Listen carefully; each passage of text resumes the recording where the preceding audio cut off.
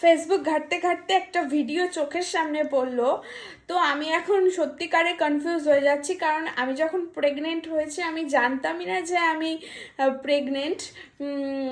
তো এখন কথাটা হচ্ছে যে এখন সবাই নাকি সেলিব্রেট করছে, যেদিন ভ্রূণের মধ্যে প্রাণ আসে সেদিন বেবির বার্থডে সেলিব্রেট করে। তো আমার তো মনেই इतने तेजस्वी लोग हैं हमारे पास, कितने शानदार विचार रख। বেবি কবে বর্ন হয়েছে মানে জন্মগ্রহণ করেছে সেই দিনটা আমার ভালো করে মনে রয়েছে।